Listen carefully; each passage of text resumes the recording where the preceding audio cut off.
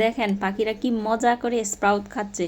অনেকের মনে হতে পারে স্প্রাউট তৈরি করা ঝামেলা, আসলে মোটেও ঝামেলা না, খুব সহজে স্প্রাউট তৈরি করা যায়। আমি এই ভিডিওতে ডিটেলস দেখাবো। স্প্রাউট হচ্ছে প্রোটিন আর ফাইবারের অনেক বড় একটা উৎস। এখানে অ্যান্টিঅক্সিডেন্ট পাওয়া যায়, শর্করার মাত্রা নিয়ন্ত্রণ করে, সহজে হজমেও সহায়তা করে, চর্বি জমা থেকেও সুরক্ষা দেয়। তো কিভাবে তৈরি করেছি সেটা দেখাই আজকে। মুগ ডালগুলো প্রথমে ভালো করে ধুয়ে নিয়ে এখানে বেশি পরিমাণ পানি দিয়ে ভিজিয়ে রাখতে হবে সারা রাত।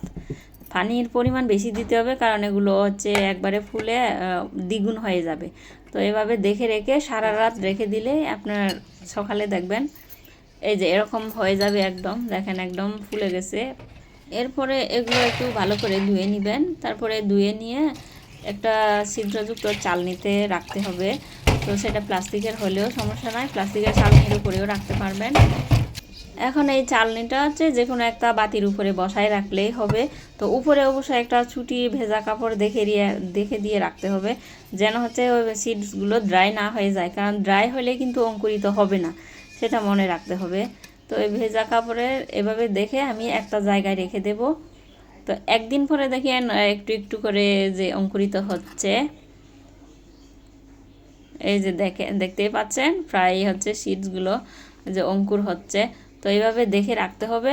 আর হচ্ছে আপনার দিনে 2বার বা 3বার এরকম করে পানি ছিটা দিয়ে রেখে দিবেন, আর বাড়তি পানিটা ওই যে বাতিতে ঝরে যাবে। তো এইভাবে 2 দিন 3 দিন পরে দেখবেন যে খাওয়ার উপযোগী হয়ে যাবে।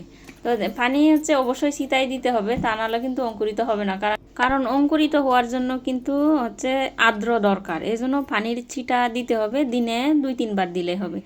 তো অঙ্কুরগুলো যখন এরকম 1-1.5 ইঞ্চি পরিমাণ বড় হয়ে যাবে তখন খাওয়ানো যাবে। এখন এটা কিন্তু সরাসরি খেতে দিতে পারবে না, তার জন্য কিন্তু একটা প্রসেসিং লাগবে, জীবাণুমুক্ত করে দিতে হবে, কারণ এগুলো 3 দিন ধরে ভিজা অবস্থায় থাকে, একটা ব্যাকটেরিয়া তৈরি হয়ে যায়। এই জন্য জীবাণুমুক্ত করে নিয়ে তারপরে খাওয়াইতে হবে। দেখেন খুব সুন্দর করে নিচে অঙ্কুরগুলো দেখা যাচ্ছে, বড় বড় হয়ে গেছে, আজকে দিয়ে দেব। তো কিভাবে দিচ্ছি সেটাও দেখে নেন, কারণ আপনি যদি জীবাণুমুক্ত করে না নেন আর সেই খাবারটা যদি খাওয়ান তখন কিন্তু উপকারের সাথে ক্ষতি হবে বেশি। তো নর্মাল পানিতে 2বার ধুয়ে নিলাম আমি। তো 2বার ধুয়ে নেওয়ার পরে এরপরে আবার হচ্ছে গরম পানি লাগবে। নর্মাল পানি দিয়ে ধোয়া হইলো, আর এদিকে আমি যে পানি ফুটতে দিছি। তো এখন পানি ফুটে উঠলে হচ্ছে চুলা অফ করে দিলাম। এখন হচ্ছে এই পানিতে ভিজিয়ে রাখতে হবে 30 সেকেন্ড, মানে আধা মিনিট ভিজিয়ে রাখলে আপনার জীবাণুমুক্ত হয়ে গেল। তো আবার বেশি টাইম ভিজিয়ে রাখা যাবে না, বেশি টাইম ভিজিয়ে রাখলে হচ্ছে খাবারটা নরম হয়ে যাবে, তখন কিন্তু আবার পাখিরা খেতে চাইবে না। এটাই হচ্ছে মেন। একটু ঝামেলার মনে হলেও কিন্তু পাখিকে অন্তত মাঝে মধ্যে এই খাবারটা দেওয়া দরকার, কারণ এখানে অনেক রকমের ভিটামিন আছে। আপনার ভিটামিন বি, তারপরে vitamin C, vitamin K, vitamin E আর ভিটামিন এও আছে। এত ভালো একটা খাবার কেন দিবেন না বলেন? তো অবশ্যই দেওয়া দরকার। শুধু ডিম বাচ্চা নেব এ লাভের আশায় থাকলে তো হয় না, তাদেরকে তো ভালো মানের খাবার প্রোভাইড করা তো আমাদেরই উচিত, তাই না?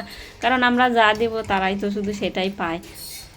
একবার বানায় কিন্তু সংরক্ষণ করেও রাখা যায়, ফ্রিজে 3-4 দিন তো অন্তত রাখা যাবে। ভালো করে ধুয়ে নিয়ে যে আপনি একটা বক্সে করে রেখে দিবেন, তারপরে খাওয়ানোর আগে গরম পানি দিয়ে ধুয়ে দিলে হয়ে যাবে। ভিডিওটা ভালো লাগলে লাইক কমেন্ট শেয়ার করে পাশে থাকবেন। ধন্যবাদ এতক্ষণ ভিডিওটি দেখার জন্য, সবাই ভালো থাকবেন।